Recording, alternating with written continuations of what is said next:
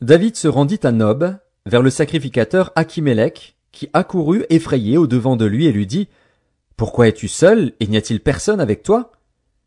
David répondit au sacrificateur Achimélec « Le roi m'a donné un ordre et m'a dit « Que personne ne sache rien de l'affaire pour laquelle je t'envoie et de l'ordre que je t'ai donné.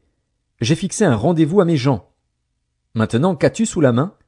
Donne-moi 5 pains, ou ce qui se trouvera. » Le sacrificateur répondit à David « Je n'ai pas de pain ordinaire sous la main, mais il y a du pain consacré.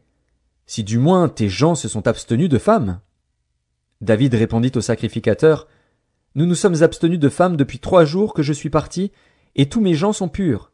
D'ailleurs, si c'est là un acte profane, il sera certainement aujourd'hui sanctifié par celui qui en sera l'instrument. » Alors le sacrificateur lui donna du pain consacré, car il n'y avait là d'autre pain que du pain de proposition qu'on avait ôté de devant l'Éternel pour le remplacer par du pain chaud au moment où on l'avait pris. Là, ce même jour, un homme d'entre les serviteurs de Saül se trouvait enfermé devant l'Éternel. C'était un Édomite, nommé Doeg, chef des bergers de Saül. David dit à Achimélec, « N'as-tu pas sous la main une lance ou une épée?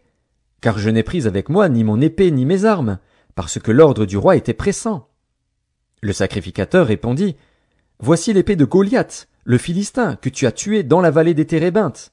Elle est enveloppée dans un drap, derrière l'éphod. Si tu veux la prendre, prends-la, car il n'y en a pas d'autre ici. » Et David dit, « Il n'y en a point de pareil, donne-la-moi. » David se leva et s'enfuit le même jour loin de Saül. Il arriva chez Achish, roi de Gath. Les serviteurs d'Achish lui dirent, « N'est-ce pas là David, roi du pays? N'est-ce pas celui pour qui l'on chantait en dansant? Saül a frappé ses 1000 et David ses 10 000. » David prit à cœur ces paroles, et il eut une grande crainte d'Achish, roi de Gath. Il se montra comme fou à leurs yeux, et fit devant eux des extravagances. Il faisait des marques sur les battants des portes, et il laissait couler sa salive sur sa barbe. Achish dit à ses serviteurs, « Vous voyez bien que cet homme a perdu la raison. Pourquoi me l'amenez-vous?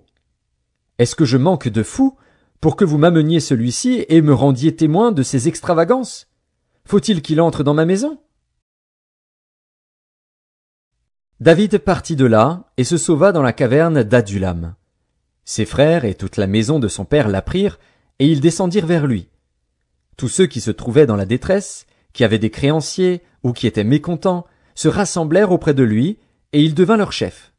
Ainsi se joignirent à lui environ 400 hommes.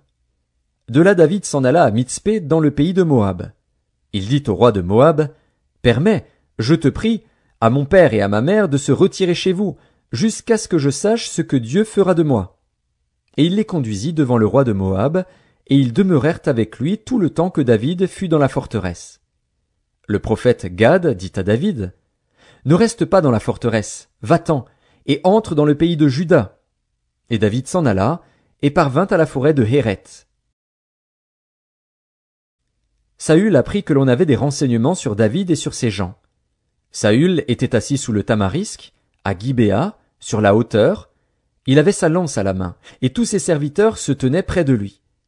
Et Saül dit à ses serviteurs qui se tenaient près de lui, « Écoutez, Benjamites, le fils d'Isaïe vous donnera-t-il à tous des champs et des vignes? Fera-t-il de vous tous des chefs de 1000 et des chefs de 100? Sinon, pourquoi avez-vous tous conspiré contre moi? Et n'y a-t-il personne qui m'informe de l'alliance de mon fils avec le fils d'Isaïe? Pourquoi n'y a-t-il personne de vous qui souffre à mon sujet et qui m'avertisse que mon fils a soulevé mon serviteur contre moi, afin qu'il me dressât des embûches, comme il le fait aujourd'hui? » Doeg, l'Édomite, qui se trouvait aussi parmi les serviteurs de Saül, répondit, « J'ai vu le fils d'Isaïe venir à Nob, auprès d'Achimélec, fils d'Achitub. Achimélec a consulté pour lui l'Éternel, il lui a donné des vivres et lui a remis l'épée de Goliath, le Philistin. » Le roi envoya chercher Achimélec, fils d'Achitub, le sacrificateur, et toute la maison de son père, les sacrificateurs qui étaient à Nob. Ils se rendirent tous vers le roi. Saül dit, « Écoute, fils d'Achitub. » Il répondit, « Me voici, mon seigneur. » Saül lui dit, « Pourquoi avez-vous conspiré contre moi, toi et le fils d'Isaïe? Pourquoi lui as-tu donné du pain et une épée, et as-tu consulté Dieu pour lui, afin qu'il s'élevât contre moi et me dressât des embûches, comme il le fait aujourd'hui? » Achimélec répondit au roi, « Lequel d'entre tous tes serviteurs peut être comparé au fidèle David, gendre du roi, dévoué à ses ordres et honoré dans ta maison? Est-ce aujourd'hui que j'ai commencé à consulter Dieu pour lui? Loin de moi! Que le roi ne mette rien à la charge de son serviteur ni de personne de la maison de mon père, car ton serviteur ne connaît de tout ceci aucune chose, petite ou grande. Le roi dit, Tu mourras, Achimélec, toi et toute la maison de ton père. Et le roi dit aux coureurs qui se tenaient près de lui, Tournez-vous, et mettez à mort les sacrificateurs de l'Éternel. Car ils sont d'accord avec David, ils ont bien su qu'il s'enfuyait, et ils ne m'ont point averti. Mais les serviteurs du roi ne voulurent pas avancer la main pour frapper les sacrificateurs de l'Éternel. Alors le roi dit à Doeg, Tourne-toi, et frappe les sacrificateurs. Et Doeg, l'Édomite, se tourna, et ce fut lui qui frappa les sacrificateurs. Il fit mourir en ce jour 85 hommes portant l'éphod de lin. Saül frappa encore du tranchant de l'épée Nob, ville sacerdotale, hommes et femmes, enfants et nourrissons, bœufs, ânes et brebis tombèrent sous le tranchant de l'épée. Un fils d'Achimélec, fils d'Achitub, échappa. Son nom était Abiatar. Il s'enfuit auprès de David et lui rapporta que Saül avait tué les sacrificateurs de l'Éternel. David dit à Abiatar, J'ai bien pensé ce jour même que Doeg, l'Édomite, se trouvant là, ne manquerait pas d'informer Saül.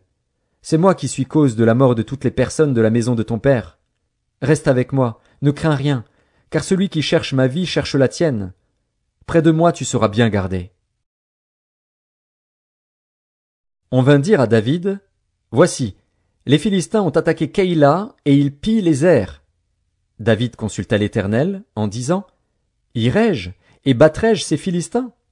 Et l'Éternel lui répondit, Va, tu battras les Philistins et tu délivreras Keïla. Mais les gens de David lui dirent, Voici, nous ne sommes pas sans crainte ici même en Juda. Que sera-ce si nous allons à Keïla contre les troupes des Philistins? David consulta encore l'Éternel. Et l'Éternel lui répondit, Lève-toi, descends à Keïla, car je livre les Philistins entre tes mains.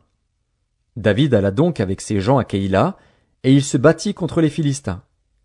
Il emmena leur bétail, et leur fit éprouver une grande défaite. Ainsi David délivra les habitants de Keïla. Lorsqu'Abiatar, fils d'Achimélec, s'enfuit vers David à Keïla, il descendit, ayant en main l'éphod.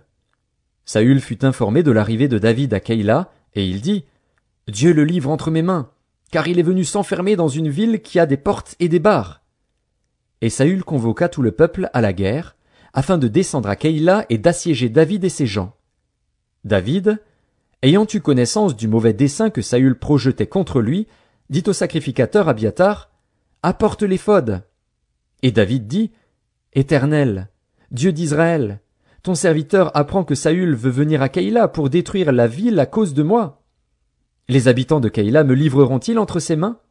Saül descendra-t-il, comme ton serviteur l'a appris? Éternel, Dieu d'Israël, daigne le révéler à ton serviteur. Et l'Éternel répondit, Il descendra. David dit encore, Les habitants de Keïla me livreront-ils, moi et mes gens, entre les mains de Saül? Et l'Éternel répondit, Ils te livreront.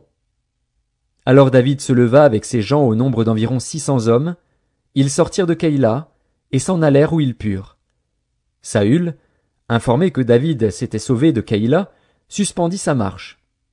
David demeura au désert, dans des lieux forts, et il resta sur la montagne du désert de Ziph. Saül le cherchait toujours, mais Dieu ne le livra pas entre ses mains. David, voyant Saül en marche pour attenter à sa vie, se tint au désert de Ziph, dans la forêt. Ce fut alors que Jonathan, fils de Saül, se leva et alla vers David dans la forêt. Il fortifia sa confiance en Dieu, et lui dit, Ne crains rien, car la main de Saül, mon père, ne t'atteindra pas. Tu régneras sur Israël, et moi je serai au second rang près de toi. Saül, mon père, le sait bien aussi. Ils firent tous deux alliance devant l'Éternel. Et David resta dans la forêt, et Jonathan s'en alla chez lui. Les Ziphiens montèrent auprès de Saül à Gibéa, et dirent, David n'est-il pas caché parmi nous dans des lieux forts, dans la forêt, sur la colline de Hakila, qui est au midi du désert? Descends donc, ô roi, puisque c'est là tout le désir de ton âme, et à nous de le livrer entre les mains du roi. Saül dit, que l'Éternel vous bénisse de ce que vous avez pitié de moi. Allez, je vous prie, prenez encore des informations pour savoir et découvrir dans quel lieu il a dirigé ses pas et qui l'y a vu, car il est, m'a-t-on dit, fort rusé. Examinez et reconnaissez tous les lieux où il se cache, puis revenez vers moi avec quelque chose de certain, et je partirai avec vous. S'il est dans le pays, je le chercherai parmi tous les milliers de Juda. Ils se levèrent donc et allèrent à Ziph avant Saül. David et ses gens étaient au désert de Maon, dans la plaine au midi du désert. Saül partit avec ses gens à la recherche de David. Et l'on en informa David, qui descendit le rocher et resta dans le désert de Maon. Saül, l'ayant appris, poursuivit David au désert de Maon. Saül marchait d'un côté de la montagne, et David avec ses gens de l'autre côté de la montagne. David fuyait précipitamment pour échapper à Saül. Mais déjà Saül et ses gens entouraient David et les siens pour s'emparer d'eux, lorsqu'un messager vint dire à Saül, « Hâte-toi de venir, car les Philistins ont fait invasion dans le pays. » Saül cessa de poursuivre David, et il s'en retourna pour aller à la rencontre des Philistins. C'est pourquoi l'on appela ce lieu Séla à Maklécoth. De là David monta vers les lieux forts d'En-Guédi, où il demeura. Lorsque Saül fut revenu de la poursuite des Philistins, on vint lui dire, « Voici, David est dans le désert d'En-Guédi. » Saül prit 3000 hommes d'élite sur tout Israël, et il alla chercher David et ses gens jusque sur les rochers des boucs sauvages. Il arriva à des parquets de brebis qui étaient près du chemin. Et là se trouvait une caverne, où il entra pour se couvrir les pieds. David et ses gens étaient au fond de la caverne. Les gens de David lui dirent, « Voici le jour où l'Éternel te dit, je livre ton ennemi entre tes mains. Traite-le comme bon te semblera. » David se leva et coupa doucement le pan du manteau de Saül. Après cela le cœur lui battit, parce qu'il avait coupé le pan du manteau de Saül. Et il dit à ses gens, « Que l'Éternel me garde de commettre contre mon Seigneur, loin de l'Éternel, une action telle que de porter ma main sur lui, car il est loin de l'Éternel. » Par ces paroles David arrêta ses gens, et les empêcha de se jeter sur Saül. Puis Saül se leva pour sortir de la caverne, et continua son chemin. Après cela, David se leva et sortit de la caverne. Il se mit alors à crier après Saül. « Ô roi! Mon Seigneur! » Saül regarda derrière lui, et David s'inclina le visage contre terre et se prosterna. David dit à Saül, « Pourquoi écoutes-tu les propos des gens qui disent « Voici, David cherche ton malheur » ? Tu vois maintenant de tes propres yeux que l'Éternel t'avait livré aujourd'hui entre mes mains dans la caverne. On m'excitait à te tuer. Mais je t'ai épargné, et j'ai dit, je ne porterai pas la main sur mon Seigneur, car il est loin de l'Éternel. Vois, mon père, vois donc le pan de ton manteau dans ma main. Puisque j'ai coupé le pan de ton manteau et que je ne t'ai pas tué, sache et reconnais qu'il n'y a dans ma conduite ni méchanceté ni révolte, et que je n'ai point péché contre toi. Et toi, tu me dresses des embûches pour m'ôter la vie. L'Éternel sera juge entre moi et toi, et l'Éternel me vengera de toi. Mais je ne porterai point la main sur toi. Des méchants vient la méchanceté, dit l'ancien proverbe. Aussi je ne porterai point la main sur toi. Contre qui le roi d'Israël s'est-il mis en marche? Qui poursuis-tu? Un chien mort? Une puce? L'Éternel jugera et prononcera entre moi et toi. Il regardera, il défendra ma cause, il me rendra justice en me délivrant de ta main. Lorsque David eut fini d'adresser à Saül ces paroles, Saül dit, « Est-ce bien ta voix, mon fils David ?» Et Saül éleva la voix et pleura. Et il dit à David, « Tu es plus juste que moi, car tu m'as fait du bien, et moi je t'ai fait du mal. Tu manifestes aujourd'hui la bonté avec laquelle tu agis envers moi, puisque l'Éternel m'avait livré entre tes mains et que tu ne m'as pas tué. Si quelqu'un rencontre son ennemi, le laisse-t-il poursuivre tranquillement son chemin? Que l'Éternel te récompense pour ce que tu m'as fait en ce jour. Maintenant voici, je sais que tu régneras, et que la royauté d'Israël restera entre tes mains. Jure-moi donc par l'Éternel que tu ne détruiras pas ma postérité après moi, et que tu ne retrancheras pas mon nom de la maison de mon père. » David le jura à Saül. Puis Saül s'en alla dans sa maison, et David et ses gens montèrent au lieu fort. Samuel mourut. Tout Israël s'étant assemblé le pleura, et on l'enterra dans sa demeure à Rama. Ce fut alors que David se leva et descendit au désert de Paran. Il y avait à Mahon un homme fort riche, possédant des biens à Carmel. Il avait 3000 brebis et 1000 chèvres, et il se trouvait à Carmel pour la tonte de ses brebis. Le nom de cet homme était Nabal, et sa femme s'appelait Abigaïl. C'était une femme de bon sens et belle de figure, mais l'homme était dur et méchant dans ses actions. Il descendait de Caleb. David apprit au désert que Nabal tondait ses brebis. Il envoya vers lui 10 jeunes gens, auxquels il dit « Montez à Carmel, et allez auprès de Nabal. Vous le saluerez en mon nom, et vous lui parlerez ainsi. Pour la vie soit en paix, et que la paix soit avec ta maison et tout ce qui t'appartient. Et maintenant, j'ai appris que tu as les tondeurs. Or tes bergers ont été avec nous. Nous ne leur avons fait aucun outrage, et rien ne leur a été enlevé pendant tout le temps qu'ils ont été à Carmel. Demande-le à tes serviteurs, et ils te le diront. Que ces jeunes gens trouvent donc grâce à tes yeux, puisque nous venons dans un jour de joie. Donne donc, je te prie, à tes serviteurs et à ton fils David ce qui se trouvera sous ta main. » Lorsque les gens de David furent arrivés, ils répétèrent à Nabal toutes ces paroles, au nom de David. Puis ils se turent. Nabal répondit aux serviteurs de David, « Qui est David, et qui est le fils d'Isaïe? Il y a aujourd'hui beaucoup de serviteurs qui s'échappent d'auprès de leur maître. Et je prendrai mon pain, mon eau, et mon bétail que j'ai tué pour mes tondeurs, et je les donnerai à des gens qui sont je ne sais d'où. » Les gens de David rebroussèrent chemin. Ils s'en retournèrent, et redirent, à leur arrivée, toutes ces paroles à David. Alors David dit à ses gens, « Que chacun de vous saigne son épée. » Et ils saignirent chacun leur épée. David aussi saignit son épée, et environ 400 hommes montèrent à sa suite. Il en resta 200 près des bagages. Un des serviteurs de Nabal vint dire à Abigaïl, femme de Nabal, « Voici, David a envoyé du désert des messagers pour saluer notre maître, qui les a rudoyés. Et pourtant ces gens ont été très bons pour nous. Ils ne nous ont fait aucun outrage, et rien ne nous a été enlevé, tout le temps que nous avons été avec eux lorsque nous étions dans les champs. Ils nous ont nuit et jour servi de muraille, tout le temps que nous avons été avec eux, faisant paître les troupeaux. Sache maintenant et vois ce que tu as à faire, car la perte de notre maître et de toute sa maison est résolue, et il est si méchant qu'on ose lui parler. » Abigaïl prit aussitôt 200 pains, 2 outres de vin, 5 pièces de bétail apprêtées, 5 mesures de grains rôtis, 100 masses de raisins secs et 200 de figues sèches. Elle les mit sur des ânes, et elle dit à ses serviteurs, « Passez devant moi, je vais vous suivre. » Elle ne dit rien à Nabal, son mari. Montée sur un âne, elle descendit la montagne par un chemin couvert.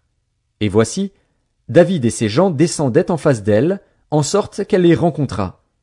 David avait dit, « C'est bien en vain que j'ai gardé tout ce que cet homme a dans le désert, et que rien n'a été enlevé de tout ce qu'il possède. Il m'a rendu le mal pour le bien. Que Dieu traite son serviteur David dans toute sa rigueur, si je laisse subsister jusqu'à la lumière du matin qui que ce soit de tout ce qui appartient à Nabal. » Lorsqu'Abigaïl aperçut David, elle descendit rapidement de l'âne, tomba sur sa face en présence de David, et se prosterna contre terre. Puis, se jetant à ses pieds, elle dit, « À moi la faute, mon Seigneur. Permets à ta servante de parler à tes oreilles, et écoute les paroles de ta servante. Que mon Seigneur ne prenne pas garde à ce méchant homme, à Nabal, car il est comme son nom. Nabal est son nom, et il y a chez lui de la folie. Et moi, ta servante, je n'ai pas vu les gens que mon Seigneur a envoyés. Maintenant, mon Seigneur, aussi vrai que l'Éternel est vivant et que ton âme est vivante, c'est l'Éternel qui t'a empêché de répandre le sang et qui a retenu ta main. Que tes ennemis, que ceux qui veulent du mal à mon Seigneur soient comme Nabal. Accepte ce présent que ta servante apporte à mon Seigneur, et qu'il soit distribué aux gens qui marchent à la suite de mon Seigneur. Pardonne, je te prie, la faute de ta servante, car l'Éternel fera à mon Seigneur une maison stable. Pardonne, car mon Seigneur soutient les guerres de l'Éternel, et la méchanceté ne se trouvera jamais en toi. S'il s'élève quelqu'un qui te poursuive et qui en veuille à ta vie, l'âme de mon Seigneur sera liée dans le faisceau des vivants auprès de l'Éternel, ton Dieu, et il lancera du creux de la fronde l'âme de tes ennemis. Lorsque l'Éternel aura fait à mon Seigneur tout le bien qu'il t'a annoncé, et qu'il t'aura établi chef sur Israël, Mon Seigneur n'aura ni remords ni souffrance de cœur pour avoir répandu le sang inutilement et pour s'être vengé lui-même. Et lorsque l'Éternel aura fait du bien à mon Seigneur, souviens-toi de ta servante. » David dit à Abigaïl, « Béni soit l'Éternel, le Dieu d'Israël, qui t'a envoyé aujourd'hui à ma rencontre. Béni soit ton bon sens, et béni sois-tu, toi qui m'as empêché en ce jour de répandre le sang, et qui as retenu ma main. Mais l'Éternel, le Dieu d'Israël, qui m'a empêché de te faire du mal, est vivant. Si tu ne t'étais hâté de venir au devant de moi, il ne serait resté qui que ce soit à Nabal, d'ici à la lumière du matin. » Et David prit de la main d'Abigaïl ce qu'elle lui avait apporté, et lui dit, « Monte en paix dans ta maison. Vois, j'ai écouté ta voix, et je t'ai favorablement accueilli. » Abigaïl arriva auprès de Nabal. Et voici, il faisait dans sa maison un festin comme un festin de roi. Il avait le cœur joyeux, et il était complètement dans l'ivresse. Elle ne lui dit aucune chose, petite ou grande, jusqu'à la lumière du matin. Mais le matin, l'ivresse de Nabal s'étant dissipée, sa femme lui raconta ce qui s'était passé. Le cœur de Nabal reçut un coup mortel, et devint comme une pierre. Environ 10 jours après, l'Éternel frappa Nabal, et il mourut. David apprit que Nabal était mort, et il dit, « Béni soit l'Éternel, qui a défendu ma cause dans l'outrage que m'a fait Nabal, et qui a empêché son serviteur de faire le mal. L'Éternel a fait retomber la méchanceté de Nabal sur sa tête. » David envoya proposer à Abigaïl de devenir sa femme. Les serviteurs de David arrivèrent chez Abigaïl à Carmel, et lui parlèrent ainsi, « David nous a envoyés vers toi, afin de te prendre pour sa femme. » Elle se leva, se prosterna le visage contre terre, et dit, « Voici, ta servante sera une esclave pour laver les pieds des serviteurs de mon Seigneur. » Et aussitôt Abigaïl partit, montée sur un âne, et accompagnée de 5 jeunes filles. Elle suivit les messagers de David, et elle devint sa femme. David avait aussi pris Akinoam de Jizréel, et toutes les 2 furent ses femmes. Et Saül avait donné sa fille Michal, femme de David, à Palti de Galim, fils de Laïch. Les Ziphiens allèrent auprès de Saül à Gibéa et dirent, « David n'est-il pas caché sur la colline de Hakila, en face du désert ?» Saül se leva et descendit au désert de Ziph avec 3000 hommes de l'élite d'Israël pour chercher David dans le désert de Ziph. Il campa sur la colline de Hakila, en face du désert, près du chemin. David était dans le désert, et s'étant aperçu que Saül marchait à sa poursuite au désert, il envoya des espions et apprit avec certitude que Saül était arrivé. Alors David se leva et vint au lieu où Saül était campé, et il vit la place où couchait Saül, avec Abner, fils de Ner, chef de son armée. Saül couchait au milieu du camp, et le peuple campait autour de lui. David prit la parole, et s'adressant à Akimélec, Étien, et à Abishaï, fils de Tseruja et frère de Joab, il dit, « Qui veut descendre avec moi dans le camp vers Saül ?» Et Abishaï répondit, « Moi, je descendrai avec toi. » David et Abishaï allèrent de nuit vers le peuple. Et voici, Saül était couché et dormait au milieu du camp, et sa lance était fixée en terre à son chevet. Abner et le peuple étaient couchés autour de lui. Abishaï dit à David, « Dieu livre aujourd'hui ton ennemi entre tes mains. Laisse-moi, je te prie, le frapper de ma lance et le clouer en terre d'un seul coup, pour que je n'aie pas à y revenir. » Mais David dit à Abishaï, « Ne le détruis pas, car qui pourrait impunément porter la main sur l'oint de l'Éternel ?» Et David dit, « L'Éternel est vivant, c'est à l'Éternel seul à le frapper. Soit que son jour vienne et qu'il meure, soit qu'il descende sur un champ de bataille et qu'il y périsse. Loin de moi, par l'Éternel, de porter la main sur l'oint de l'Éternel. Prends seulement la lance qui est à son chevet, avec la cruche d'eau, et allons-nous-en. » David prit donc la lance et la cruche d'eau qui étaient au chevet de Saül, et ils s'en allèrent. Personne ne les vit ni ne s'aperçut de rien, et personne ne se réveilla, car ils dormaient tous d'un profond sommeil dans lequel l'Éternel les avait plongés. David passa de l'autre côté, et s'arrêta au loin sur le sommet de la montagne, à une grande distance du camp. Et il cria au peuple et à Abner, fils de Ner, « Ne répondras-tu pas, Abner ?» Abner répondit, « Qui es-tu, toi qui pousses des cris vers le roi ?» Et David dit à Abner, « N'es-tu pas un homme? Et qui est ton pareil en Israël? Pourquoi donc n'as-tu pas gardé le roi, ton maître? Car quelqu'un du peuple est venu pour tuer le roi, ton maître. Ce que tu as fait là n'est pas bien. L'Éternel est vivant. Vous méritez la mort pour n'avoir pas veillé sur votre maître, sur loin de l'Éternel. Regarde maintenant où sont la lance du roi et la cruche d'eau qui étaient à son chevet. Saül reconnut la voix de David et dit, Est-ce bien ta voix, mon fils David? Et David répondit, C'est ma voix, ô roi, mon seigneur. Et il dit, Pourquoi mon seigneur poursuit-il son serviteur? Qu'ai-je fait? Et de quoi suis-je coupable? Que le roi, mon seigneur, daigne maintenant écouter les paroles de son serviteur. Si c'est l'Éternel qui t'excite contre moi, qu'il agrée le parfum d'une offrande. Mais si ce sont des hommes, qu'ils soient maudits devant l'Éternel, puisqu'ils me chassent aujourd'hui pour me détacher de l'héritage de l'Éternel, et qu'ils me disent, Va servir des dieux étrangers. Oh! Que mon sang ne tombe pas en terre loin de la face de l'Éternel. Car le roi d'Israël s'est mis en marche pour chercher une puce, comme on chasserait une perdrix dans les montagnes. Saül dit, J'ai péché. Reviens, mon fils David, car je ne te ferai plus de mal, puisqu'en ce jour ma vie a été précieuse à tes yeux. J'ai agi comme un insensé, et j'ai fait une grande faute. David répondit, Voici la lance du roi. Que l'un de tes gens vienne la prendre. L'Éternel rendra à chacun selon sa justice et sa fidélité, car l'Éternel t'avait livré aujourd'hui entre mes mains, et je n'ai pas voulu porter la main sur loin de l'Éternel. Et comme aujourd'hui ta vie a été d'un grand prix à mes yeux, ainsi ma vie sera d'un grand prix aux yeux de l'Éternel, et il me délivrera de toute angoisse.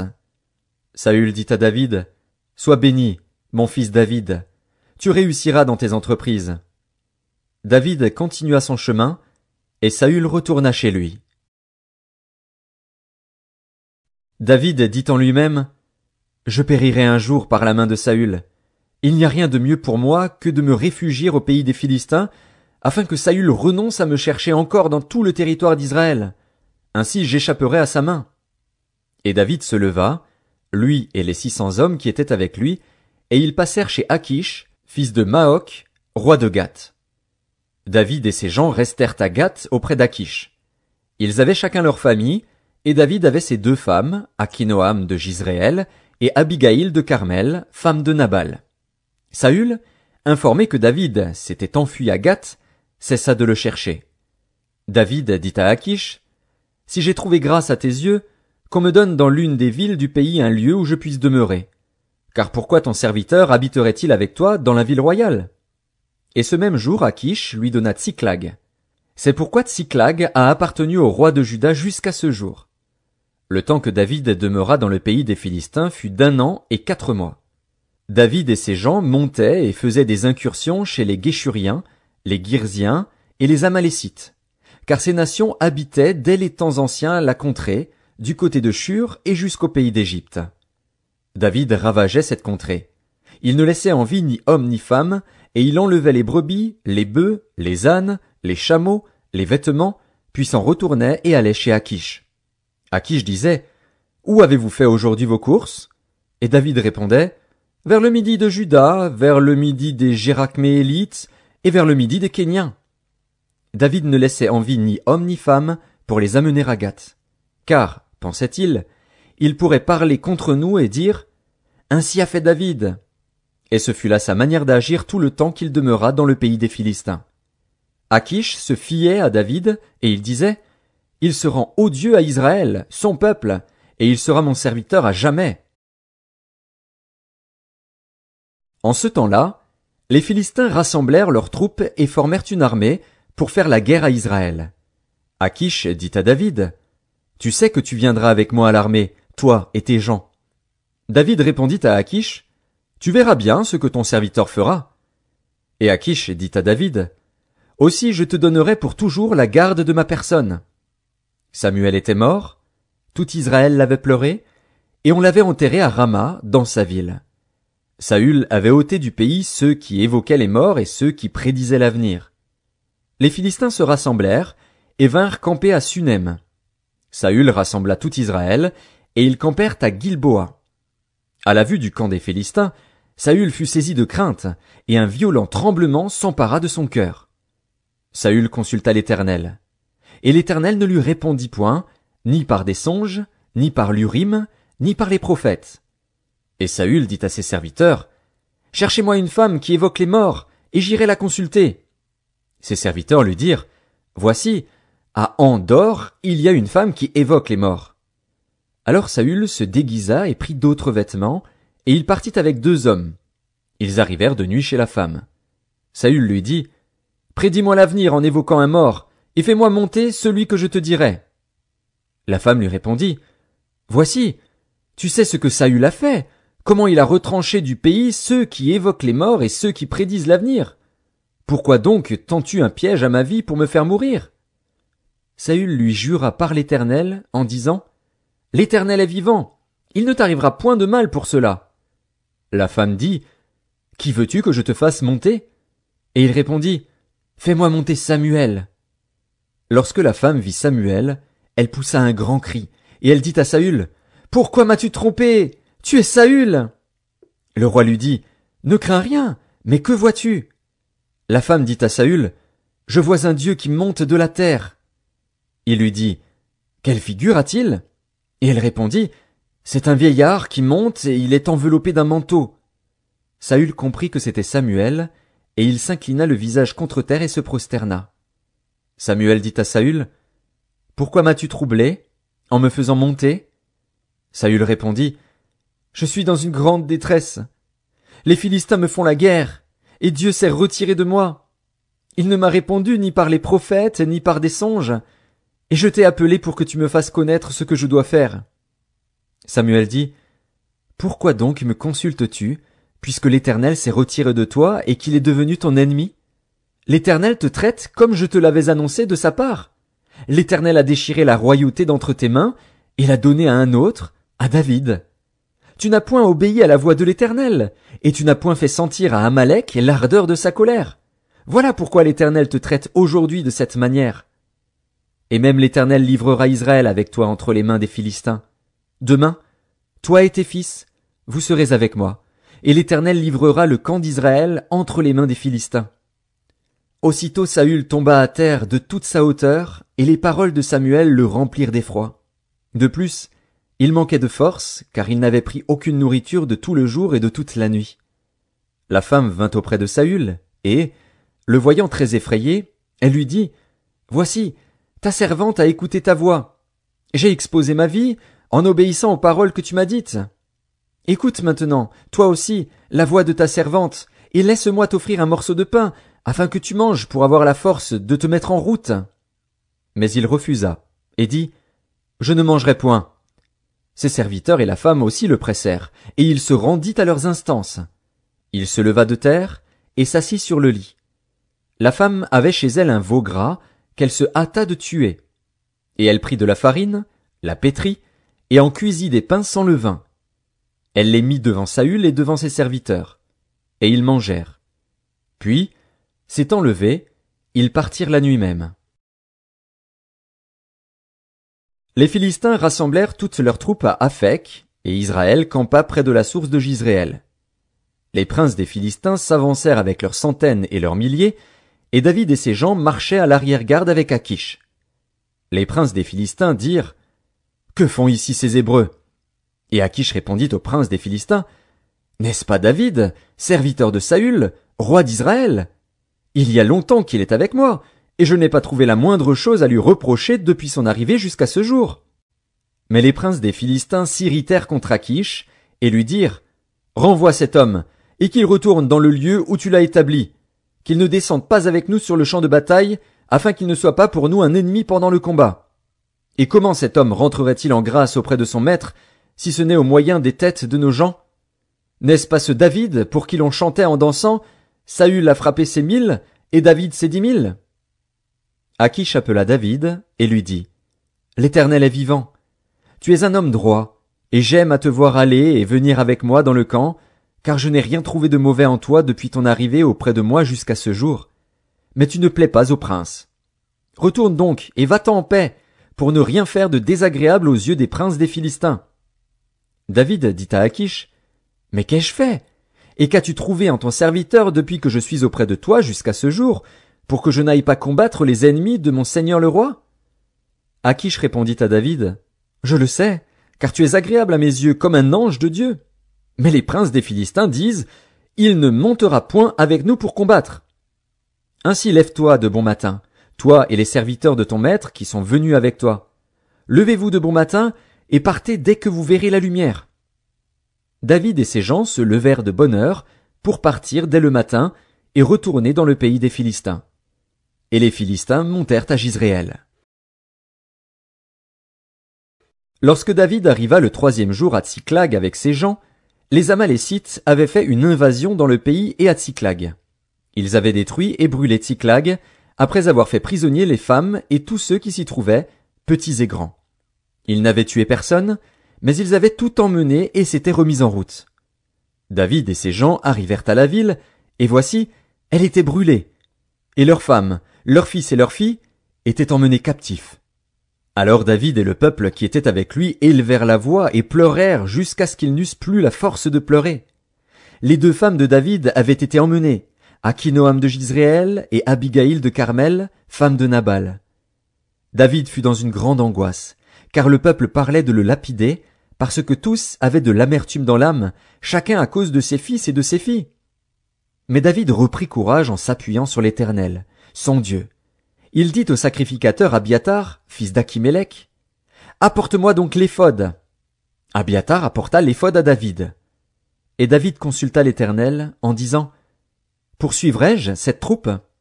L'atteindrai-je » L'Éternel lui répondit, « Poursuis, car tu atteindras et tu délivreras. » Et David se mit en marche, lui et les 600 hommes qui étaient avec lui. Ils arrivèrent au torrent de Bézor, où s'arrêtèrent ceux qui restaient en arrière. David continua la poursuite avec 400 hommes, 200 hommes s'arrêtèrent, trop fatigués pour passer le torrent de Bézor. Ils trouvèrent dans les champs un homme égyptien qu'ils conduisirent auprès de David. Ils lui firent manger du pain et boire de l'eau, et ils lui donnèrent un morceau d'une masse de figues sèches et 2 masses de raisins secs. Après qu'il eut mangé, les forces lui revinrent, car il n'avait point pris de nourriture et point bu d'eau depuis 3 jours et 3 nuits. David lui dit, « À qui es-tu? Et d'où es-tu? » Il répondit, « Je suis un garçon égyptien, au service d'un homme amalécite, et voilà 3 jours que mon maître m'a abandonné parce que j'étais malade.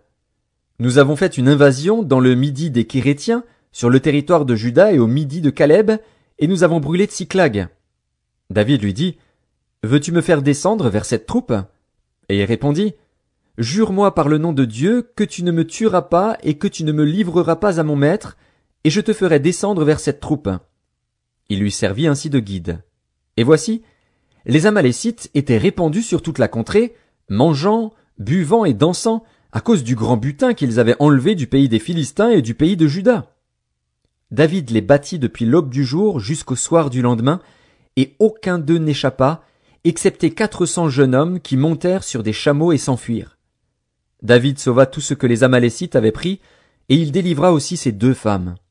Il ne leur manqua personne, ni petit ni grand, ni fils ni fille, ni aucune chose du butin, ni rien de ce qu'on leur avait enlevé. David ramena tout. Et David prit tout le menu et le gros bétail, et ceux qui conduisaient ce troupeau et marchaient à sa tête disaient, « C'est ici le butin de David. » David arriva auprès des 200 hommes qui avaient été trop fatigués pour le suivre et qu'on avait laissés au torrent de Bézor. Ils s'avancèrent à la rencontre de David et du peuple qui était avec lui. David s'approcha d'eux et leur demanda comment ils se trouvaient. Tous les hommes méchants et vils parmi les gens qui étaient allés avec David prirent la parole et dirent, « Puisqu'ils ne sont pas venus avec nous, nous ne leur donnerons rien du butin que nous avons sauvé, sinon à chacun sa femme et ses enfants.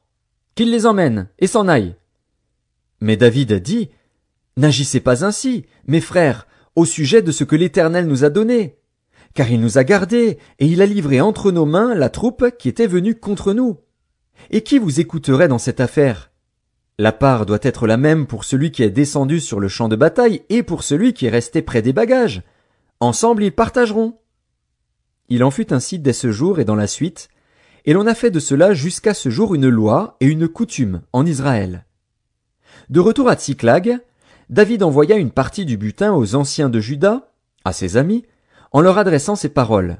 « Voici pour vous un présent sur le butin des ennemis de l'Éternel. » Il fit ainsi des envois à ceux de Béthel, à ceux de Ramoth du Midi, à ceux de Jatir, à ceux d'Aroer, à ceux de Siphmoth, à ceux d'Eshtemoa, à ceux de Rakal, à ceux des villes des Jérakméélites, à ceux des villes des Kéniens, à ceux de Horma, à ceux de Kor-Achan, à ceux d'Atak, à ceux d'Hébron, et dans tous les lieux que David et ses gens avaient parcourus. Les Philistins livrèrent bataille à Israël, et les hommes d'Israël prirent la fuite devant les Philistins et tombèrent morts sur la montagne de Gilboa. Les Philistins poursuivirent Saül et ses fils, et tuèrent Jonathan, Abinadab et Malkishua, fils de Saül. L'effort du combat porta sur Saül. Les archers l'atteignirent, et le blessèrent grièvement. Saül dit alors à celui qui portait ses armes, « Tire ton épée, et m'en transperce, de peur que ces incirconcis ne viennent me percer et me faire subir leurs outrages. » Celui qui portait ses armes ne voulut pas, car il était saisi de crainte. Et Saül prit son épée et se jeta dessus. Celui qui portait les armes de Saül, le voyant mort, se jeta aussi sur son épée, et mourut avec lui. Ainsi périrent en même temps, dans cette journée, Saül et ses 3 fils, celui qui portait ses armes, et tous ses gens. Ceux d'Israël qui étaient de ce côté de la vallée et de ce côté du Jourdain, ayant vu que les hommes d'Israël s'enfuyaient et que Saül et ses fils étaient morts, abandonnèrent leur ville pour prendre aussi la fuite. Et les Philistins allèrent s'y établir. Le lendemain, les Philistins vinrent pour dépouiller les morts, et ils trouvèrent Saül et ses 3 fils tombés sur la montagne de Gilboa. Ils coupèrent la tête de Saül et enlevèrent ses armes. Puis ils firent annoncer ces bonnes nouvelles par tout le pays des Philistins dans les maisons de leurs idoles et parmi le peuple. Ils mirent les armes de Saül dans la maison des Astartés, et ils attachèrent son cadavre sur les murs de Beth-Shan. Lorsque les habitants de Jabès en Galaad apprirent comment les Philistins avaient traité Saül, tous les vaillants hommes se levèrent, et, après avoir marché toute la nuit, ils arrachèrent des murs de Beth-Shan le cadavre de Saül et ceux de ses fils. Puis ils revinrent à Jabès, où ils les brûlèrent. Ils prirent leurs os et les enterrèrent sous le tamarisk à Jabès. Et ils jeûnèrent 7 jours.